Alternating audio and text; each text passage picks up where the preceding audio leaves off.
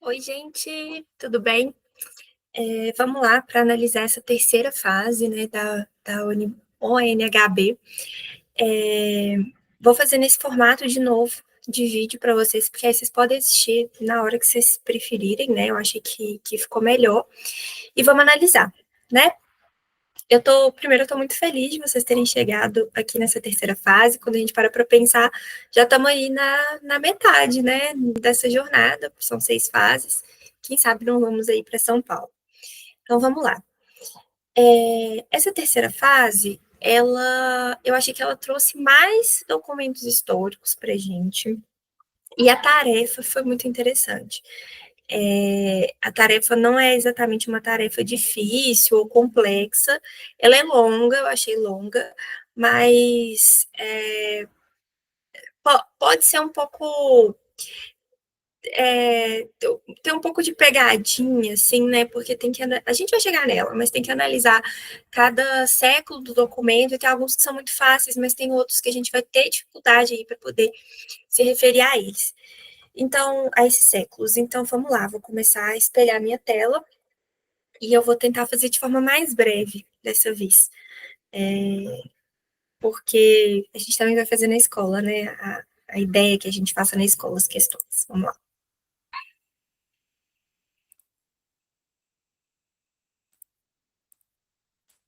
Pronto. Vamos lá. Fase 3, a aventura está ficando mais emocionante. Com certeza, vamos lá. Então é a mesma coisa, né? Vai começar aí com a partir da questão que a gente parou na 22, que foi a tarefa, e aí agora a gente começa na questão 23, que vai ser uma reportagem, um manifesto e outra reportagem, né? Ou seja, três fontes para vocês analisarem. A gente segue com a mesma coisa. Cada alternativa vale uma quantidade de pontos, né? Não tem só uma correta, mas tem uma que está mais correta e sempre, como eu já falei com vocês 1 milhão de vezes, é aquela que vai interpretar a fonte. Não é aquela que vai só descrever a fonte. E a gente tem também uma que é errada, que vale 0. E sempre é sobre os documentos e o tema. Então, a gente sempre tem que considerar os documentos, no caso, esses 3 aqui. Primeiro, uma reportagem, vamos lá. 31ª Festa Confederada tem música e culinária típica em Santa Bárbara do Oeste. Festa Confederada, Fraternidade da Descendência Americana. É uma festa que vai celebrar as memórias dos descendentes americanos. E americanos aqui vamos entender por estadunidenses, tá bom? Pessoas nascidas nos Estados Unidos. Então, Fraternidade da Descendência Americana são os descendentes daquelas pessoas que vieram dos Estados Unidos aqui para o Brasil. O evento reúne descendentes de americanos, estadunidenses, que vieram dos Estados Unidos após a Guerra de Secessão, de 1861 a 1865, além de pessoas interessadas em conhecer a cultura. E aí, essa é uma reportagem de 2019, tá? Tá falando aqui, né, palavras-chave, imigração e história da cultura. Tá. Guerra de Secessão dos Estados Unidos foi só um parêntese geral aqui, foi uma guerra entre Norte e Sul aí dos Estados Unidos, em que o Sul queria se separar do Norte, porque o Sul queria manter a escravidão, enquanto o Norte já tinha abolido a escravidão, tá bom? Então foi uma guerra baseada muito nessa questão aí da escravidão. E aí, gente, vamos lá. Festa confederada aqui já é um problema, vamos começar por aí. Porque esses estados confederados que surgem aí nesse período da Guerra de Secessão, eles são estados basicamente racistas. Então, o símbolo, né, dessa confederação aí, festa confederada dos estados confederados, são símbolos racistas. Essa bandeira deles, deixa eu abrir a bandeira para vocês. Bandeira Estados Confederados. Essa bandeira deles aqui é uma bandeira racista.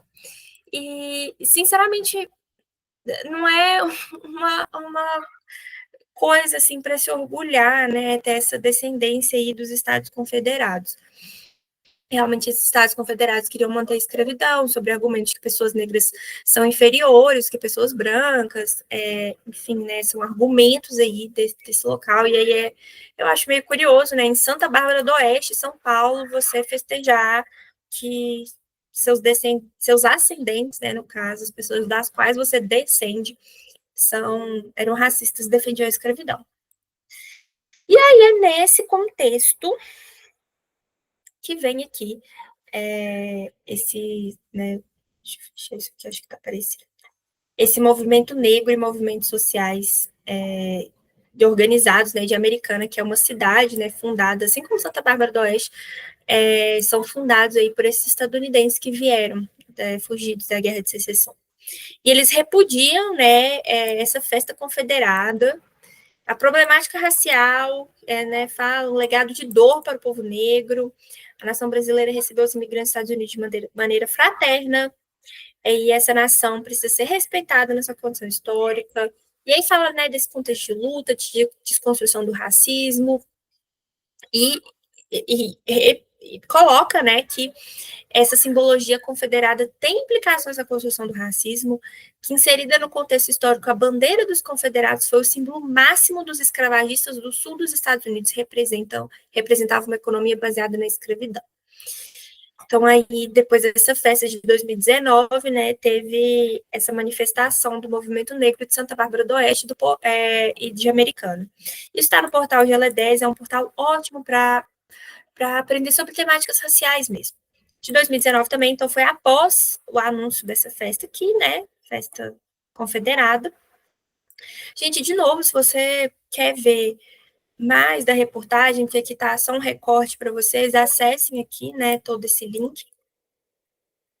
E aí depois, em Santa Bárbara, a Festa Confederada passa a se chamar Festa dos Americanos. Então, depois, né, de 2000, a última foi em 2019, aí teve aquela manifestação do segundo documento, e aí ela voltou a ter só em 2024, tá? E aí tá falando, né, sobre a Guerra de Secessão, o que foi a Guerra de Secessão um pouco, e que essa bandeira confederada se tornou um símbolo do racismo e da escravidão, que de fato aconteceu, gente, assim, se tornou mesmo um símbolo do racismo. Até hoje as pessoas que querem dos Estados Unidos que querem justificar o seu racismo, elas cultuam, né, essa bandeira dos Estados Confederados e tal. E assim, ter mudado o nome de Festa dos Confederados para a Festa dos Americanos, de novo, lê-se estadunidenses, não muda muita coisa a bandeira dos confederados aqui, sabe? Então, não é exatamente uma mudança, por mais que ele coloque aqui, ressignificar o seu posicionamento, não ressignifica de fato. E aí, pensando em toda essa questão, né, essa disputa aí por narrativas entre movimentos sociais e grupos de descendentes de imigrantes, para vocês responderem essa questão, considerando tudo isso, né. Bom, então, essa disputa aí, né, igual está escrito aqui, dessas práticas e símbolos aí. Ok? Então tá. Gente, aquela coisa, né? Por exemplo, essa questão D aqui, o conjunto dos 3 documentos aborda as controvérsias e transformações na simbologia e nomenclatura de uma festa no interior do estado de São Paulo. Perfeito na hora de descrever o documento, a gente quer uma análise. E aí, por análise aí, eu marcaria essa questão da disputa, porque é exatamente isso, assim, que as comemorações, elas devem ser revistas à luz de direitos humanos, né? Não é porque uma coisa aconteceu ou porque ela é uma tradição baseada em ferir os direitos humanos, né? Em símbolos racistas ou homofóbicos que ela precisa ser mantida aí. Ok, vamos para a questão 24. Leia o tratado proposto por escravizados a Manuel da Silva Ferreira durante o tempo em que se conservaram levantados. Levantados em manifestação, em greve, em protesto. Tá? Então, um tratado proposto a Manuel da Silva Ferreira, possivelmente aqui o senhor, né, o dono desses escravizados. E aí esses escravizados se revoltaram, né? Se revoltaram e propuseram um tratado. Vamos ver o que esse tratado está falando. Isso aqui significa que é cerca de 1789.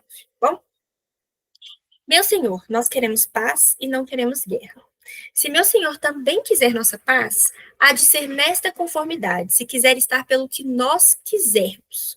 A saber, ok, então nesse primeiro parágrafo a gente já entende que esses escravos, essas pessoas escravizadas levantadas aí em revolta, elas escreveram uma carta falando, olha, senhor Manuel da Silva Ferreira, se você quiser paz, vai ser nesses termos aqui que a gente está colocando, tá bom? Então eles estão colocando ali os termos deles, o que eles estão reivindicando nesse levante. Em cada semana, nos adiar os dias de sexta-feira e de sábado para trabalharmos para nós, não tirando um destes dias por causa de dia de São. Então, né, tá querendo ir a sexta e o sábado para poder fazer as coisas deles, né? Ou, mesmo que seja plantar, mas aí plantar para eles. E não tirar esses dias por causa de um dia santo, ou seja, por causa de um feriado. E aí não repor, né, como se fosse esse feriado aí numa sexta ou no sábado. Para podermos viver, nos arde da rede, tarrafa e canoas. Vamos lá olhar aqui a tarrafa? Uma rede para pesca, um barco. Não nos há de obrigar a fazer camboas, nem a mariscar, e quando quiser fazer camboas e mariscar, mande os seus pretos minas. Olha só, aí a gente já tem uma questão aqui muito importante, que é uma diferença étnica entre esses escravizados. Pensam, são todos escravizados, mas esses escravizados aqui estão fazendo uma diferenciação entre eles e colocando como inferiores os pretos minas, que são? É uma etnia, só um minuto, é uma etnia de pessoas escravizadas, de negros, que vieram da costa da África. A costa Mina é a costa da África, ali pela região do Níger e tal, de onde portugueses tiravam, assim, pessoas escravizadas, tá? Então, assim, isso era etnia. Então, eles estão falando assim: olha, você não vai mandar a gente para fazer esses trabalhos ruins, vocês vão mandar, você vai mandar os pretos Minas, que são aquelas pessoas que vieram da costa da África, diretamente da costa da África, que a gente está considerando inferior, sim, tá? Eles têm que fazer o trabalho pior. Para o seu sustento, tenha lancha de pescaria ou canoas do alto. E quando quiser comer mariscos, mande seus pretos Minas, de novo. Bom, e aí tá falando, né, sobre o que eles querem e tal. Deixa eu ver. Os atuais feitores não os queremos, faça eleição de outros com nossa aprovação, então eles querem participar da escolha dos feitores. Percebam aqui, gente, que também não é uma carta que vai, um tratado que vai falar assim: olha, a gente quer ser livre, a gente quer abolir a escravidão. Não está propondo a abolição da escravidão. Está propondo, o que é até estranho falar, parece paradoxal, mas melhores condições para aquele trabalho que já é um trabalho forçado, né? Uma outra coisa que eu queria só falar para vocês é SIC, aqui, ó, significa que está escrito errado, tipo, errado da forma do português formal, e aí que é assim mesmo, tá? Esse SIC aí é um significado de que é assim mesmo, e isso é acrescentado depois, eles não escreveram esse SIC aqui. É uma sinalização da pessoa que transcreveu e publicou essa carta, esse tratado, para sinalizar de que estava escrito assim no original, por mais que esteja em desacordo com as regras do português formal. Então, tá pedindo para brincar, folgar e cantar em todo o tempo que eles quiserem, plantar arroz onde quiser, e a estar por todos os artigos acima e conceder-nos estar sempre de posse de ferramenta, estamos prontos para os servirmos como dantes, porque não queremos seguir os maus costumes dos mais engenhos. Então, o que eles estão falando? Eles estão falando assim: olha, a gente está aqui em revolta, mas se você aceitar tudo que a gente está colocando aqui, todas as nossas reivindicações, a gente volta a trabalhar para você como era antes, como escravizado, porque a gente não quer seguir esse exemplo ruim dos outros engenhos que provavelmente está tendo muitas e muitas revoltas de escravizados, fugas de escravizados, enfim. É um documento muito curioso. É só um documento, tá? E aí, qualquer problema também que vocês tiverem, vocês perguntam, pesquisem. Tem aqui significado de muitas palavras. E é isso, tá? Aqui também tá falando. Esse aqui, ó, o João José Reis, ele é um historiador, ele ainda é vivo, e ele é muito bom nessa questão da história da escravidão, ele estuda muito a história da escravidão. E é interessante olhar onde está, né, esse tratado, está nesse livro, Negociação e Conflito. a resistência negra no Brasil.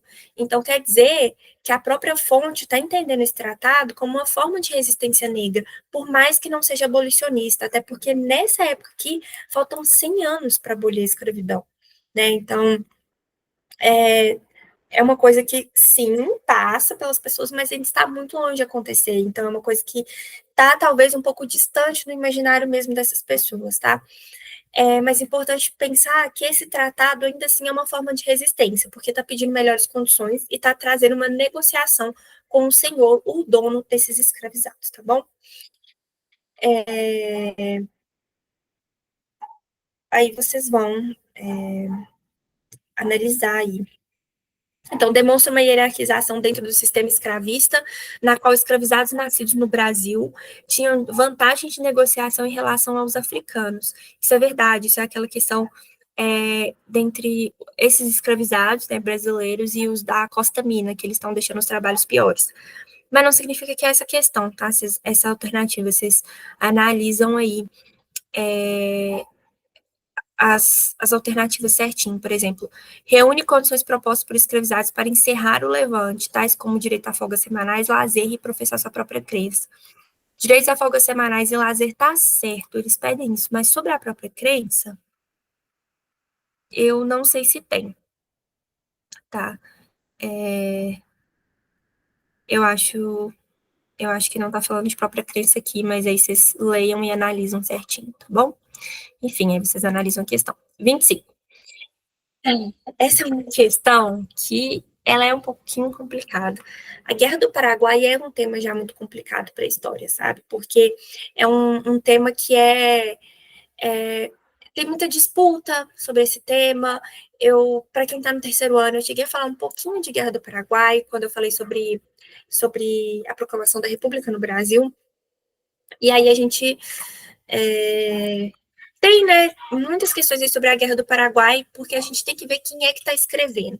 Porque para os paraguaios foi uma guerra que o Brasil acabou com eles, e para os brasileiros a gente foi super vitorioso, heróico, mas a gente realmente, tipo assim, matou muitos paraguaios nessa Guerra do Paraguai, morreu muita gente, dizimou muita população do Paraguai, então foi uma coisa muito, muito sangrenta. Talvez a guerra mais sangrenta aí da América Latina, tá? A América Latina a gente entende para a América do Sul e América Central.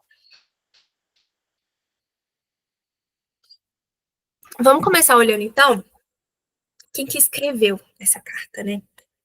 É um trecho de carta e a gente vê que ela não era em português, então não foi um brasileiro que escreveu, né? Tuiuti, vamos olhar onde que é?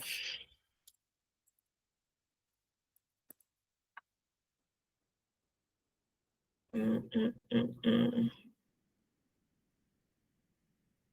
Vamos ver se é Paraguai. Sim, Tuiuti é um pântano no Paraguai. Teve a Batalha de Tuiuti, que foi o maior e mais sangrento embate campal de toda a Guerra do Paraguai. Então, presta atenção, a gente está falando aqui de uma carta escrita depois desse pior combate, o combate mais sangrento da Guerra do Paraguai, que já foi uma guerra hiper sangrenta, tá? Antes de terminar esta carta, junto com a abnegação e o valor dos nossos soldados, que sofrem o calor, o frio, a chuva, a intempérie, a escassa alimentação, os inumeráveis cansaços e os perigos da guerra, quero te falar da admiração que me inspiram as mulheres que acompanham o exército. Estas infelizes seguem nossos movimentos, vestem-se pobremente, alimentam-se do que sobra, abrigam-se em moitas, lavam para os soldados, cozinham para eles e lhes dedicam os melhores cuidados quando eles adoecem ou estão feridos. Seus maridos ou companheiros as espancam muitas vezes, e elas morrerão esquecidas. Ninguém se lembrará delas a não ser para menosprezá-las.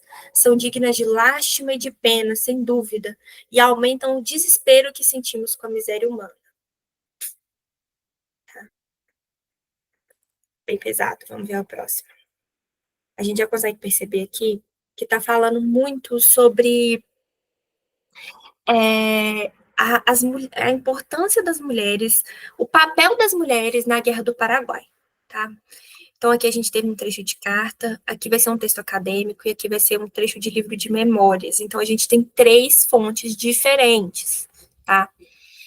As figuras no texto acadêmico, um artigo escrito por um acadêmico, por uma pessoa que está estudando aí esse tema dentro da faculdade, tá bom? As figuras femininas da Guerra do Paraguai, conforme os debates da historiografia local, podem ser divididas em três grupos. As residentas, mulheres da classe popular que acompanharam de forma voluntária ou forçada os soldados paraguaios e Francisco Solano Lopes, que era um dos líderes aí do Paraguai, realizando trabalho como enfermeiras e soldadas agricultoras. As destinadas, mulheres da elite local paraguaia cujos parentes eram inimigos de Solano Lopes ou supostos conspiradores, que foram levadas a campos de prisioneiras onde a maior parte veio a morrer. E as reconstrutoras, as que sobreviveram à guerra. A diferença entre as residentas e destinadas durante a guerra era mais aparente do que real, pois estavam unidas por um único destino em comum: a morte ou a fome. Então, essas residentas ou as destinadas, elas tinham um só destino, né? A morte e a fome, assim como também fala nesse texto. Agora, desse livro de memória, pequenininho, Recordações da Campanha do Paraguai, nos pontos mais perigosos da linha de combate, elas surgiam a galope. Quais Amazonas, né? Como Amazonas, acudindo a feridos e correndo aos hospitais de sangue. Dilaceravam as roupas em ataduras e lá permaneciam até o fim da refrega. Atendendo a todos com solicitude carinhosa, retribuíam com generosidade espontânea o favor da meia ração que recebiam. Então, essas mulheres que estão dizendo, né, que essas mulheres que ajudavam na Guerra do Paraguai, elas faziam isso por serem voluntárias, porque elas não estavam ganhando nada em troca, tá? Tipo assim, meia ração que recebiam, tipo, metade do que o soldado tinha para comer. A partir dos textos é correto afirmar que os documentos confirmam que mulheres argentinas, brasileiras e paraguaias foram oficialmente incorporadas aos exércitos de seus países por sua coragem e patriotismo? Nada de oficialmente. Aqui elas faziam isso igual fala aqui, né? Não, desculpa, fala no primeiro documento aqui. Elas fizeram isso por bondade, né? Por bondade, por querer ajudar. Foram produzidos em períodos distintos por autores de diferentes nacionalidades e retratam a atuação das mulheres durante a Guerra do Paraguai. Tá correto, são trechos, né, escritos em momentos distintos. Então, esse livro, por exemplo, 1929, esse texto acadêmico, 2022, e esse aqui de 1866, e a nacionalidade deles é diferente, sim, tá? Mas talvez essa aqui seja só uma descrição da fonte, vamos olhar o resto. Revelam as funções de mulheres no campo de batalha, até mesmo como combatentes, mas sempre em condições subalternas. Né, esses documentos, eu acredito que estão revelando isso sim. Indicam que nas guerras, independente de quando ou onde ocorrem, mulheres enfrentam situações de violência e posterior esquecimento. Gente, essa aqui é a questão, é a alternativa que está errada, porque apesar de poder ser verdade, né, apesar de ser uma difícil generalização, não é isso que esses documentos estão falando, né? Então, vamos lá. Próxima questão. Trilha rupestre é prova de que a história do Mato Grosso do Sul tem muito mais que 4 décadas. Aí eu vi essa reportagem. Vamos lá. Aqui tá falando já de período pré-histórico, né? Mas é um trecho de. Uma reportagem de 2023. Bom, vocês sabem o que é arte rupestre? É aquela arte aqui em pedras que os homens das cavernas, né, as pessoas da pré-história faziam, desenhavam. Então, não era assim com o objetivo de ser uma arte, tipo, de ficar exposto no museu, não é isso. Era para contar histórias, para retratar o que eles estavam fazendo. E são fontes muito, muito valiosas para a gente, atualmente, né? É, que Mato Grosso do Sul existe desde 11 de outubro de 1977, inclusive é super recente, né, gente, Mato Grosso do Sul. Muita gente já sabe. A realidade que poucos conhecem é que o estado guarda vestígios do período Jurássico e da pré-história, ou seja, de quando os vários quilômetros sul-mato-grossenses foram habitados de répteis gigantes e dos nossos antepassados milenares. Então, tá falando aí sobre os primeiros seres humanos da região, né? Tem 740 sítios arqueológicos registrados pelo IFAM, que é o Instituto do Patrimônio Histórico e Artístico Nacional, que vai cuidar dessa questão do patrimônio, de museus e tal do Brasil. Bom, e por estarmos no centro da América do Sul, os grupos passavam por aqui. Era um lugar de encontro de pessoas. Os mais antigos, que viveram até 4.000 anos, eram os caçadores e coletores, nômades que formavam pequenos bandos e ficavam em sítios a céu aberto. Eles deixaram alguns registros, algo que nos conta sobre o dia a dia deles. Já os povos ceramistas e agricultores são os antepassados dos povos indígenas que aqui se consolidaram, viveram até 2,8 mil anos. E aí tem um mapinha mostrando de como que era essa distribuição de pessoas. Bom, é isso. E aí fala sobre o passeio. E aí, o que, que o texto está expondo? Gente, presta muita atenção também no comando da questão, porque às vezes está falando assim, qual que é o tema ali desse documento? Mas está falando assim, o que, que o texto está expondo, né? O que, que esse texto e esse jornal, essa matéria de jornal está mostrando para gente? E aí, vocês vão analisar as alternativas, tá? Questão 27. Uma pintura de Nicolas Antoine Taunay, Gato com Papagaio. Vamos ver essa pintura. Chato avec um perroquet, Gato com Papagaio, foi feito entre 1816 e 1821. Ok? Vocês podem. Sobre obra de arte, eu sempre dou a dica, né? Eu não vou analisar aqui as alternativas, pelo menos não por enquanto. Eu sempre dou a dica, assim como eu dei na tarefa anterior, de vocês pesquisarem sobre essa obra. A gente costuma achar análise sobre elas. Vamos lá.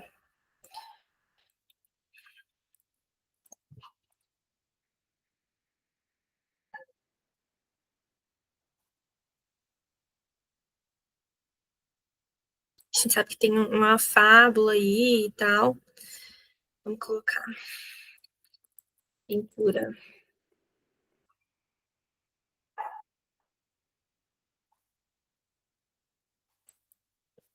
A gente já achou aqui uma resposta, gente, um pouco de uma resposta. Olha só, opa, esse texto aqui, deixa eu abrir ele aqui, é da Lilia Moritz Schwartz. Ela é uma historiadora brasileira fenomenal, fantástica, quem ela analisou. Então, aqui, nesse texto aqui, ela também vai falar. Então, o que ela vai explicar aqui, né? Ela vai explicar, vamos ver. Olha só, aí aqui ela fala, ó, terminamos com uma última obra, ela vai analisar, Gato com Papagaio. A Lilia Schwartz, essa historiadora. Aí estão dispostos alegoricamente dois animais que representam respectivamente o mais tradicional e o mais exótico dos bichos. Animais de representação antiga e consagrados, gatos, foram os animais mais utilizados simbolicamente. E aí eles são, né, lembra tudo que é antigo, como alegoria também é uma certa representação da falsidade e da desconfiança que ela está analisando, né? Então o gato era o personagem cativo das pinturas de gênero europeias que poderia funcionar como uma espécie de tradição e de citação. Então quando a gente pensa aqui nesse gato, junto com esse papagaio, a gente está pensando no gato como um sinônimo de tradição e o papagaio como um sinônimo de exótico. Vamos olhar. Mas falamos também do papagaio, animal novo que sempre representou nas primeiras imagens da América o próprio novo continente, ou seja, a América, nesse período do descobrimento. Se tomarmos a definição alegórica de pássaros, veremos que desde o Antigo Egito representam a alma. É possível, além da análise formal, se observarmos atentamente o quadro, veremos que os dois animais pouco se olham. Parece observar de soslaio, né? Então, tipo assim, de canto de olho, o pintor que também os observa. Olha que análise chique, gente. Parece que eles estão olhando assim de canto de olho o pintor, que também está observando eles, porque está pintando eles. É como se Taunay, né, esse pintor, recorre a seu domínio seguro, representar animais e mesmo assim estranhasse. Aqui estão a confiança e a desconfiança, a lealdade e a falsidade, o novo e o velho. Eles pouco se comunicam, estando dispostos lado a lado, tal qual um grande mal-entendido. Estranha mistura, estranha homenagem, estranho casamento. Bom, então aqui eu acho que a gente tem uma resposta, talvez. Sugere alegoricamente as relações políticas entre a América, papagaio e velho mundo, gato. Demonstra como o artista conhecia a fauna nacional, tendo realizado mais de uma centena de naturezas mortas sobre o Brasil. Definitivamente não é essa a resposta, tá? Expressa certa concepção de brasilidade, diretamente relacionada às ideias de natureza e exotismo. Não, não estamos falando de brasilidade aqui. Apresenta dois animais em cima de sacas colocados um em frente ao outro, sem interação entre os corpos. É uma perfeita descrição da, da, da pintura, da fonte, mas é isso que a gente quer? Não. Então a resposta seria essa, tá? Ô, gente, estou ajudando demais. 28. Leia abaixo, o texto abaixo sobre a definição de história. O termo história na língua portuguesa remete a três sentidos distintos. O primeiro e mais generalizado refere-se ao conjunto das ações humanas no tempo, cuja realização se deve a razões e a decisões. Então, isso é história na linguagem comum. O segundo diz respeito ao procedimento formal de constituição do conhecimento científico. Também aqui se usa o termo história, embora se tenha registrado mais recentemente o uso crescente das expressões ciência histórica e história como ciência. Trata-se aqui de um esforço metódico para distinguir o caráter científico controlável do conhecimento obtido por procedimentos metódicos de investigação e o significado de história no senso comum. O terceiro sentido do uso do termo história tem a ver com o termo produzido pela ciência histórica, então, desse sentido de história aqui, como ciência histórica, sob a denominação de historiografia, que é uma história da história. A esse conjunto de documentos, majoritariamente em forma escrita, também chamamos história. Então, a historiografia é essa questão de conjunto de documentos, todo tipo de documentos, que a gente também vai chamar de história. O que eu falei com vocês, né? A historiografia é a história da história. A historiografia consiste em fazer a história da história, ou seja, entender o processo de construção do conhecimento histórico. A palavra história possui mais de um sentido, embora o mais comum refira-se ao conjunto de ações humanas ao longo do tempo. O primeiro mais generalizado, né? Tá certo também. C. O estudo da história implica compreender a atuação das pessoas que nos antecederam, individual ou coletivamente, e como o resultado dessa atuação nos afeta. O texto não está falando isso, né? Ele está falando a partir do trecho que a gente pode afirmar. A história não pode ser considerada científica, uma vez que acontecimentos históricos não podem ser reproduzidos em laboratórios nem descritos por meio de fórmulas. Isso aqui, essas duas estão erradas, assim. Não que isso esteja errado, mas não é isso que o trecho está falando. E essa aqui está errada. Bem errada. Cadê? Está errada. Eita, não posso nem marcar. A gente fica entre a A e a B, tá, gente? Eu acredito que a alternativa B seja a que mais descreve a fonte. Então, ela está trazendo uma coisa que está diretamente escrito ali, né, nesse trecho. Talvez eu marcasse a A. Opa, já tem gente mexendo aqui, parece. Mas aí vocês podem analisar com a equipe de vocês. 29. Atos do Poder Legislativo. São dois documentos. Atos do Poder Legislativo, Lei 286, de 14 de novembro de 1910. Isenta dos impostos estaduais os prédios que deverão constituir o patrimônio para equiparação do Colégio Diocesano desta capital ao Ginásio Nacional. Então, o governador do estado do Rio Grande do Norte, eu, governador, né, faço saber que o Congresso Legislativo decreta e eu sanciono a presente lei. Artigo 1º. Fique isento dos impostos estaduais, a que estaria sujeita a escritura pública de doação por parte do excelentíssimo senhor bispo ao Colégio Diocesano desta capital de 3 prédios situados à rua Coronel Bonifácio, no valor de 50 mil réis, e que deverão constituir o patrimônio exigido por lei para equiparação do mesmo colégio ao Ginásio Nacional. Revogam-se as disposições ao contrário. Aqui, pelo que eu entendi, tá tirando os impostos, né, de prédios que vão servir para fazer que o Colégio Diocesano do Rio Grande do Norte se equipare ao Ginásio Nacional. Vamos lá. E é agora um decreto de 1º de janeiro de 1901, ou seja, 9 anos, né, antes desse primeiro aqui. Está falando das faculdades e escolas do Ginásio Nacional.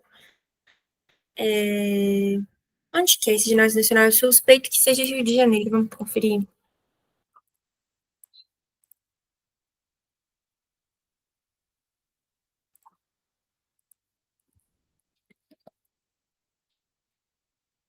É no Rio de Janeiro.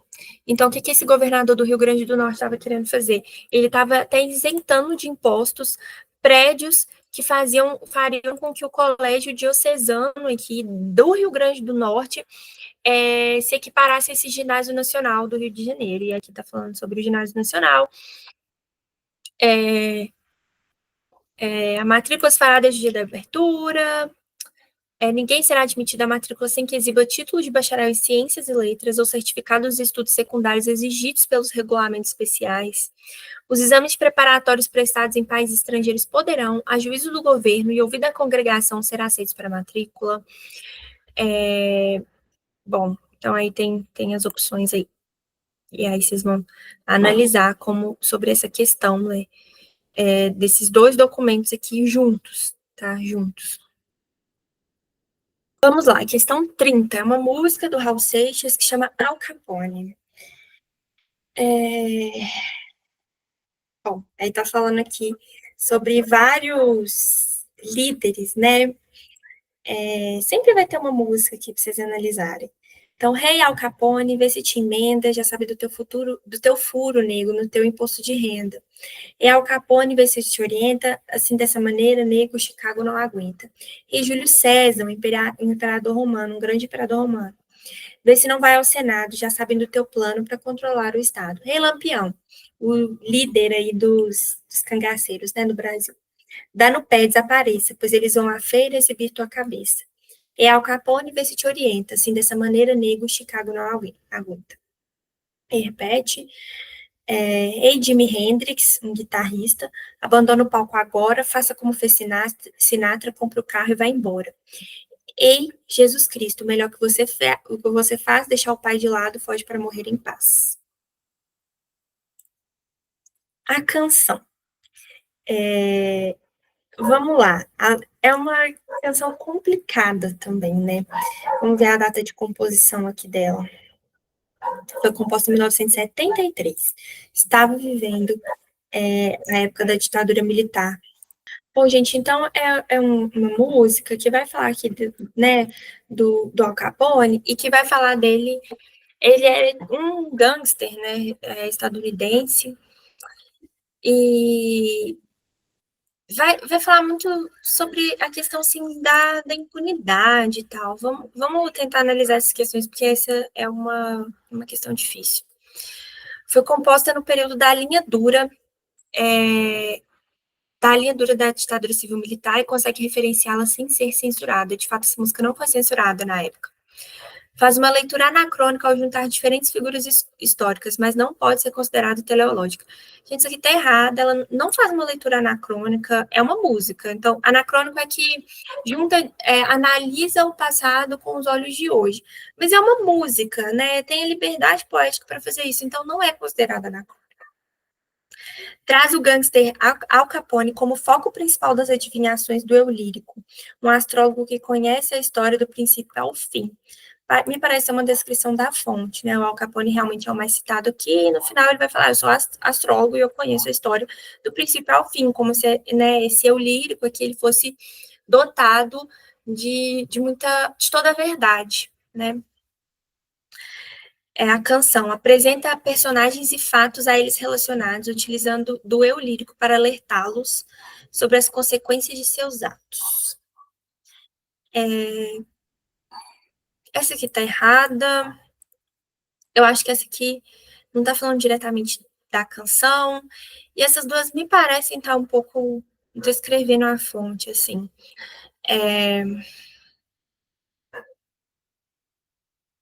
eu acho que a melhor seria a D. Apesar de ser uma questão que dá para a gente ainda pensar e discutir bastante. 31.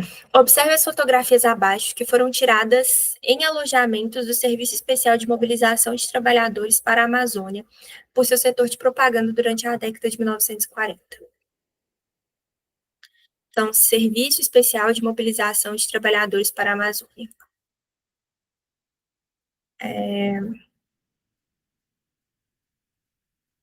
2022, mas essas fotos não são de 2022, né? Mas está mostrando aqui um pessoal sendo atendido por médico, tomando vacina, jogando vôlei. O pessoal parece que sendo cuidado, né? De ginástica, né? Fazendo ginástica ali no. Parece ser uma praia.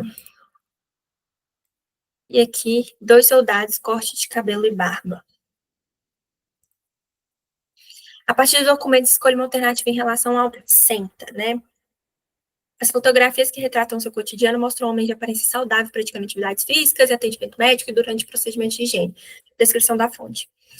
Os participantes são retratados a partir de critérios idealizados de juventude, evidenciando a relação entre condicionamento físico e identidade nacional no período do Estado Novo. Pode ser uma questão promissora, né? Vamos dar uma pesquisa. Década de 40 a gente estava no Estado Novo. Vamos pesquisar um pouco sobre isso, sobre esse centro aqui, o objetivo dele.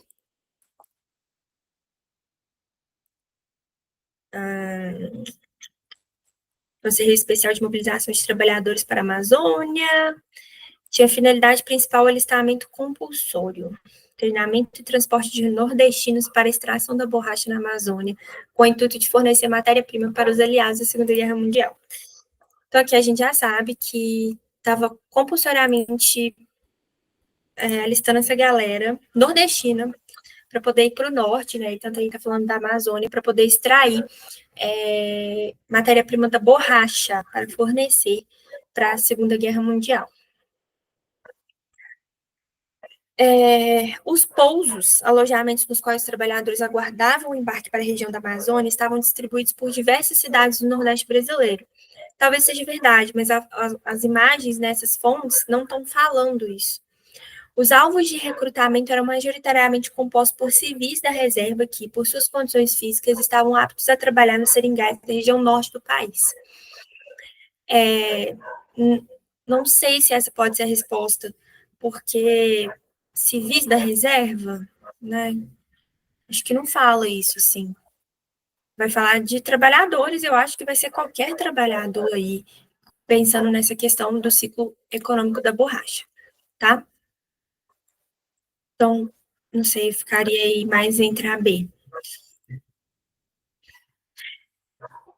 32. Leia um trecho do romance A Hora dos Ruminantes, de José da Veiga, publicado no ano de 1966. Ruminantes são boi, vaca.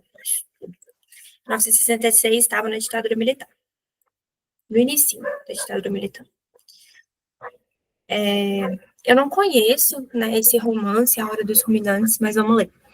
Fazia dias que os bois vinham aparecendo aqui e ali, nas encostas das serras, das várzeas, na beira das estradas. São bois vadios, desgarrados de boiadas. Qualquer dia os donos vêm buscar, ou eles mesmos desaparecem assim como vieram, sem aviso, sem alarde. Isso pensava-se, mas não foi o que aconteceu. Longe de ir embora, os bois se chegaram mais em grande número. Ganharam as estradas, descendo. Atravessaram o rio de um lado, o córrego de outro, convergindo sempre. Em pouco já lambiam as paredes das casas de arrabal de mansos gordos displicentes. Encheram os becos e as ruas, desembocaram no largo. A ocupação foi rápida e sem atropelo. E quando o povo percebeu o que estava acontecendo, já não era possível fazer nada. Bois deitados nos caminhos, atrapalhando a passagem, assustando senhoras. Nossa, tá parecendo uma grande metáfora, né? Não se podia mais sair de casa, os bois atravancavam as portas e não davam passagem. Não podiam, não tinham para onde se mexer. Quando se abriu uma janela, não se conseguia mais fechá-la. Não havia força que empurrasse para trás aquela massa elástica de chifres, cabeças e pescoços que vinham preencher o espaço. Nem dentro de casa as pessoas ficavam tranquilas. Aqueles que não tiveram a prevenção de fechar as janelas logo no início, a maioria, agora eram obrigados a viver e fazer tudo observado por dois, três pares de olhos bovinos. As pessoas mais ponderadas procuravam acalmar as outras, explicando que a longo prazo a libertação era certa. Tanto os bois juntos não tinham condições de ficar ali por tempo dilatado, seja por um tempo longo. Precisavam de pastagem e de muita água. E não as tendo, mais dia menos dia teriam de sair para as campinas de onde tinham vindo. A quem pertenciam? A quem obedeciam? Quem ainda tinha ânimo para chegar à janela e olhar o céu via rodas esparsas de urubus voando alto, em giros preguiçosos, pacientes. Os cheiros misturados de chifres molhados, de pelo e de urina, despercebidos nos primeiros dias, agora empestavam o ar, tonteavam as pessoas. Dores de cabeça, enjoos e vômitos eram frequentes, principalmente nas crianças. Tudo que se comia ou bebia, até aguardente, cachaça, né? Vinha com aquele cheiro azedo que o povo foi associando a cheiro de morte. Para abafá-lo, queimavam casca de laranja, erva cidreira, fumo, tudo que encontrassem em casa ou pudessem apanhar no quintal, debruçando-se na janela da cozinha. Enfraquecidas pela fome e pelos vômitos frequentes, as pessoas passavam a maior parte do tempo deitadas, caladas, olhando as telhas, as paredes, sem ânimo até para pensar. As cadeiras em volta das mesas, os bancos, os armários, as vassouras atrás das portas, as estampas de santos nas paredes, os potes vazios nos cantos pareciam sobrevivências inúteis, de uma época já distante e recuperável. Tudo ia perdendo rapidamente o valor. É, bom, é, mostra alternativas, né? Mostra que esse autor, José Veiga, foi um autor além de seu tempo, que prenunciou situações. Gente, não. Para a história não existe isso de além do seu tempo, tá? Pode ser enquadrada no realismo mágico, movimento presente na América Latina a partir dos anos 1940, do qual participaram autores como Jorge Luiz Borges e Gabriel Garcia Marques. De fato, tem esse movimento, de fato, esses autores participaram, mas eu não sei se essa é uma obra que pode ser enquadrada no realismo mágico. Vamos ver.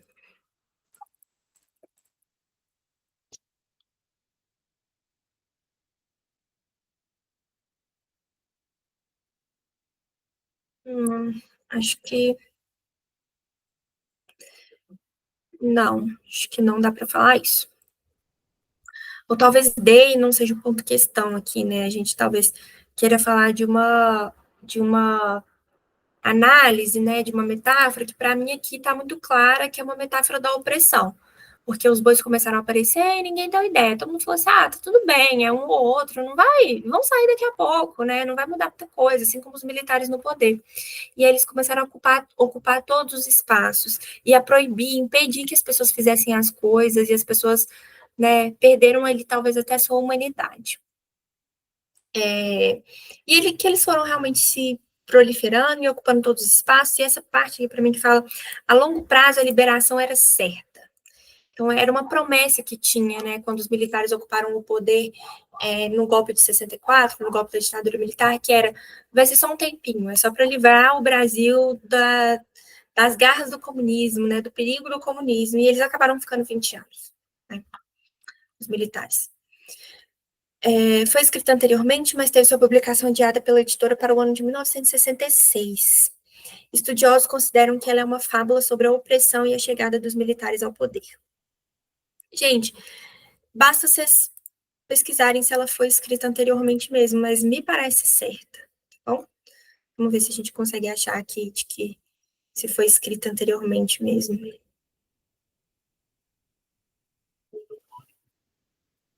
Hum, não achamos por enquanto, mas aí vocês pesquisem, tá bom? Entre três. É um jornal, é uma reportagem de jornal falando sobre memória, tá? Museu, cinema, a memória, a história e o fogo. O incêndio do galpão da Cinemateca Brasileira, com 4 toneladas de acervo, mostra a importância de se preservar a cultura, independentemente de ideologias. Então, está falando sobre queimaram, né, 4 toneladas de arquivo da Cinemateca Brasileira. Então, era como se fosse um museu do cinema brasileiro, e 4 toneladas de documento é coisa demais. Memória e história podem e devem ser consideradas partes indissociáveis do longo fio que tece a nossa malha cultural, nossa identidade. Está falando aqui sobre a importância da memória e sobre toda essa perda de memória que a queima de documentos promove. E aí, as alternativas aí vocês analisem também, lembrando sempre dessa questão de não colocar uma descrição do que a fonte está falando, ou uma coisa literal, mas uma análise mesmo, assim, do que o texto vai falar, tá bom? Pensando que ele está falando sobre isso, sobre memória, sobre perda de memória para o povo, sobre a importância de conservar essa memória, esse patrimônio. E, por último, aqui a gente vai ter a tarefa. A tarefa, gente, dessa vez, ela é longa, eu acho ela extensa, mas ela não é exatamente muito difícil. Porém, ela exige, sim, que vocês tenham um pensamento crítico, que vocês pensem um pouco. Você tem que organizar os 48 documentos históricos que a gente viu até então, desde a primeira fase. Então, todos os documentos que apareceram desde a primeira fase até essa terceira fase, você vai ter que organizar. Então, primeiro, você vai colocar a linha de tempo histórico de produção. Então, o tempo que ele foi escrito ou produzido. E depois do tema abordado. Se abordar mais de um século, você vai ter que escolher só um, o mais adequado. Significa que qualquer um que você colocar dentro dos que aborda vai estar certo? Não. Vocês têm que pensar muito. Talvez o que seja mais abrangente ali. Essa primeira é muito fácil. Lembra daquela chargezinha da fake news? Pois é. Foi produzido em 2025, no século XXI, e está falando de um problema do século XXI, que são as fake news. No século XX não tinha WhatsApp, Facebook, né? Então, ó, século que foi produzido, 21. Século a que se refere, 21 também. Queria que a gente analisasse aquela que foi mais recente das pinturas rupestres.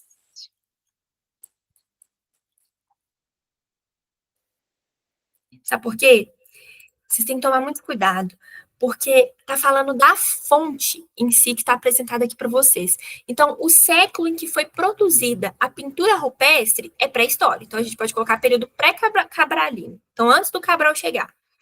Mas não está perguntando sobre a pintura histórica, sobre a pintura rupestre. Está perguntando sobre a fonte, e a fonte aqui é essa matéria de jornal, não é a pintura rupestre, tá bom? Então, 2023 foi produzido no século 21. Esse documento, o documento aqui é a reportagem, foi produzido no século 21. Está se referindo ao qual século? Ah, aí sim, ao período pré-cabralino, ok?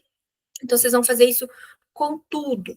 Pode ser que o século que foi produzido seja o mesmo século a que se refere, mas não pensem como se, tipo, nessa questão, né, que às vezes a matéria de jornal não seja o documento, mas o que ela se refere, ela é o documento, tá bom? Agora, por exemplo, nesse caso aqui, a pintura é o documento, tá? Não é falando sobre a pintura é o documento, tá? Então, vocês vão colocar quando ela foi produzida e a que século se refere.